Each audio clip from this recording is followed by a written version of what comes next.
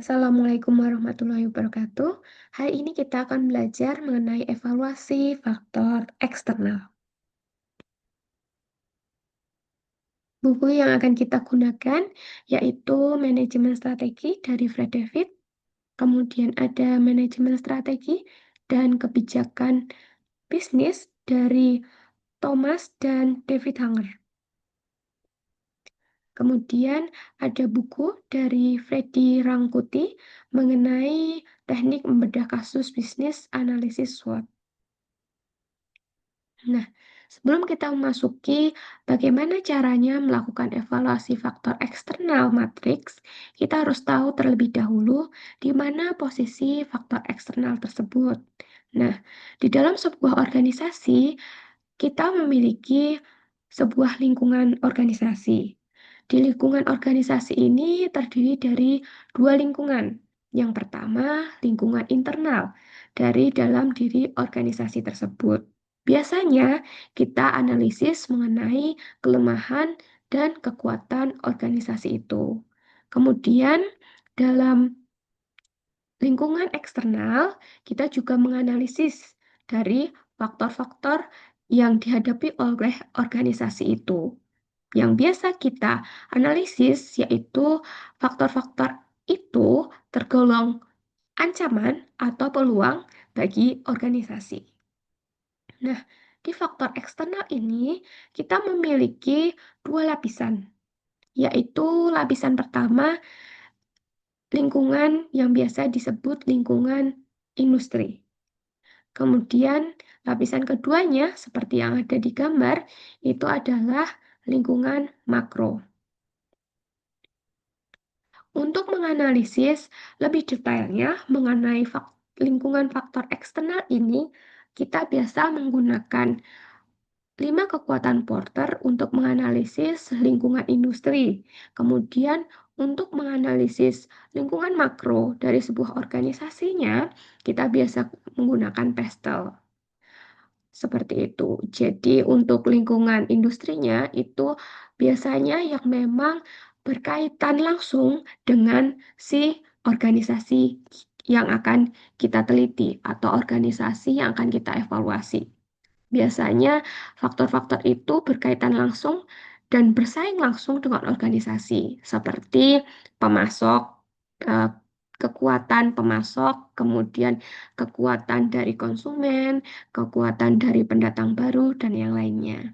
Kemudian untuk lingkungan makro, biasanya dia faktor-faktor yang mempunyai dampak kepada kita secara tidak langsung seperti kebijakan pemerintah, kemudian hukum, kemudian mungkin musim, mungkin juga budaya, seperti itu. Jadi lingkungan faktor eksternal itu ada dua lapisan, yaitu yang pertama lingkungan industri dan lingkungan makro. Kemudian bagaimana kita melakukan evaluasi faktor eksternal yang dihadapi oleh sebuah organisasi? Kita bisa menggunakan yang namanya external factor evaluation matrix atau yang biasa kita sebut evaluasi faktor eksternal. Nah, evaluasi faktor eksternal ini atau EV matrix ini berada di tahap input atau tahap 1. Nah, gambar ini yang ada di layar ini adalah teori yang ada di bukunya Fred David yang berjudul Manajemen Strategi. Nah, Fred David mengatakan bahwa untuk merumuskan sebuah strategi, kita harus melewati 3 tahap ini. Tahap pertama yaitu tahap input. Kemudian ada tahap kedua yaitu tahap pencocokan. Kemudian yang tahap ketiga yaitu tahap keputusan. Kita bahas yang pertama yaitu tahap input. Tahap input ini ada 3 matriks yang bisa kita gunakan. Salah satunya adalah EV matrix, CPM, dan IV matrix. Dari tahap input ini kita bisa mengetahui bagaimana kondisi lingkungan sebuah organisasi. Ketika kita sudah tahu kondisinya seperti apa lingkungan organisasi itu, kita bisa lanjut ke tahap kedua, yaitu tahap pencocokan, di mana kita memiliki 5 matriks yang bisa kita pilih, yaitu ada matriks SWOT, matriks SPACE, ada matriks BCG, ada matriks IE, dan Grand Matrix Strategy. Nah, dari 5 matriks ini memiliki fungsi yang sama, yaitu akan menghasilkan alternatif-alternatif strategi. Di tahap ini, belum bisa memutuskan atau memunculkan satu strategi yang tepat untuk sebuah organisasi yang kita jalankan atau kita teliti. Maka dari itu, kita butuh ke tahap selanjutnya, yaitu tahap keputusan. Kita bisa menggunakan QSPM, yaitu Quantitative Strategic Planning Matrix, atau di beberapa penelitian menggunakan yang namanya AHP, dan yang lainnya mungkin nanti bisa dicari lagi. Nah, dari tahap keputusan ini nanti akan memunculkan satu strategi yang paling tepat untuk organisasi yang kita teliti atau kita evaluasi. Hari ini kita akan terfokus di tahap pertama, yaitu untuk mengevaluasi faktor eksternal yang dihadapi oleh organisasi kita. Nah, EV Matrix itu adalah sebuah matriks evaluasi faktor eksternal memberikan kesempatan kepada para ahli strategi untuk merangkum dan menilai informasi terkait ekonomi, sosial, budaya, demografi, lingkungan, politik, pemerintah, hukum, teknologi, dan persaingan industri. Jadi, mereka jadi satu antara 5 kekuatan Porter dan Pestel itu semuanya yang akan kita evaluasi. Jadi seluruh faktor-faktor yang ada dihadapi oleh organisasi. Jadi seluruh faktor-faktor luar maupun langsung atau tidak langsung yang dihadapi oleh organisasi itu akan kita evaluasi di dalam matriks ini. Seperti itu. Apa sih fungsi dari EV? Kenapa kita harus melalui matriks ini? Kenapa tidak langsung ke tahap pencocokan? Karena di tahap pencocokan kita butuh EV, matriks. Seperti contoh, ini ada 2 matriks dari tahap pencocokan. Dia butuh EV, ini EVAS atau EV. Jadi kalau di dalam bukunya David Hanger biasanya nyebutnya EVAS gitu. Kalau di dalam bukunya Fred David nyebutnya EV. Nah, ini membutuhkan faktor eksternal untuk mengetahui apa sih peluangnya, apa sih ancamannya. Begitu pula dengan matriks IE. Dia juga membutuhkan yang namanya hasil dari matriks EV. Berikut adalah langkah-langkah bagaimana kita melakukan evaluasi faktor eksternal matriks. Kita menggunakan langkah-langkah dari teori yang ada di konsep manajemen strategi dari Fred David.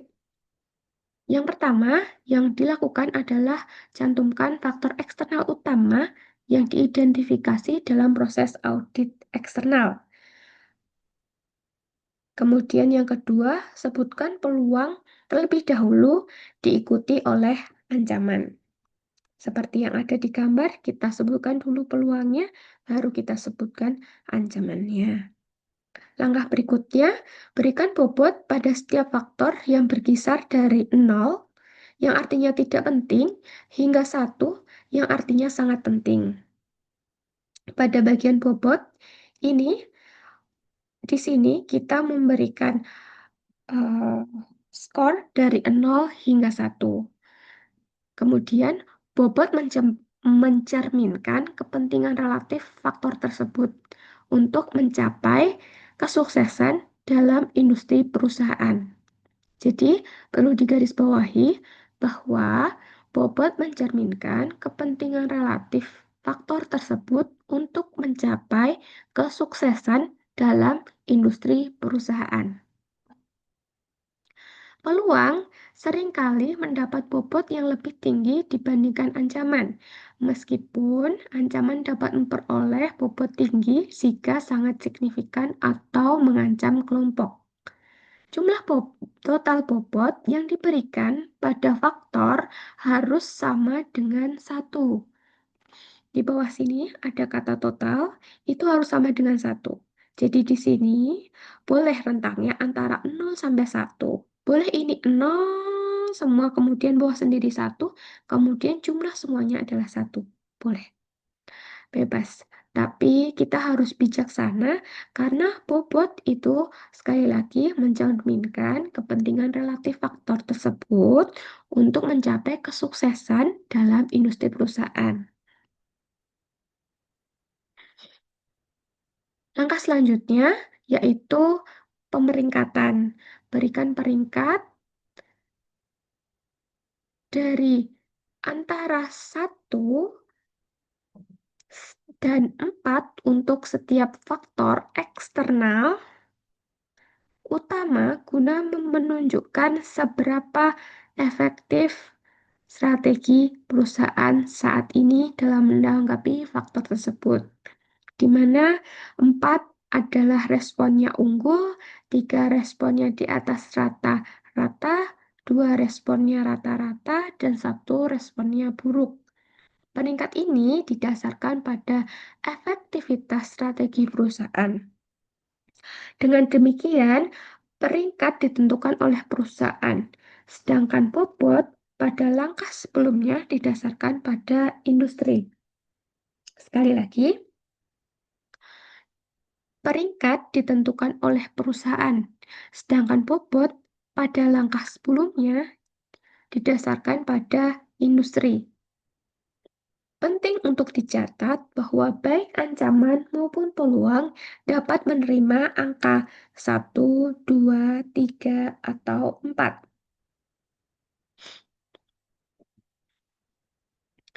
Kalikan bobot setiap faktor dengan peringkatnya untuk menghitung skor tertimbang.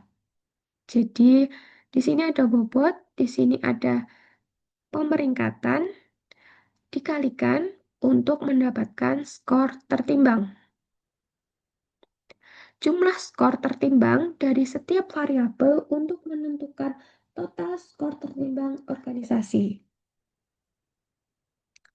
Ketika kita sudah menjumlahkan semua, kita akan mendapatkan total skor tertimbang. Terlepas dari jumlah peluang dan ancaman utama yang terdapat dalam matriks EV, skor tertimbang total tertinggi yang dapat dicapai oleh suatu organisasi adalah 4. Sedangkan skor tertimbang total terendah yang mungkin adalah 1. Rata-rata skor total tertimbang adalah 2,5. Skor total tertimbang sebesar 4 menunjukkan bahwa suatu organisasi merespon peluang dan ancaman yang dalam industrinya dengan sangat baik. Dengan kata lain, strategi perusahaan secara efektif memanfaatkan peluang yang tersedia dan meminimalkan potensi dampak negatif dari ancaman eksternal. Skor total 1 menunjukkan bahwa strategi perusahaan tidak memanfaatkan peluang atau menghindari ancaman eksternal. Seperti itu, bagaimana langkah-langkah teknik analisis untuk menganalisis EV matrix atau evaluasi faktor eksternal matrix. Goals-nya yaitu kita mengetahui berapa total skor tertimbangnya sehingga kita tahu kondisi EV matrix seperti apa. Ketika kita tahu total skor tertimbangnya, nanti akan ada indikasinya ketika dia ada di 2,5 atau di bawah 2,5 atau di atas 2,5. Nanti hasilnya akan menggambarkan kondisi dari organisasi yang kita evaluasi. Apakah mereka sudah bisa memanfaatkan peluang dan menghindari ancaman, atau dia tidak bisa memanfaatkan peluang, bahkan tidak bisa menghindari ancaman. Sekian Semoga bermanfaat. Wassalamualaikum warahmatullahi wabarakatuh.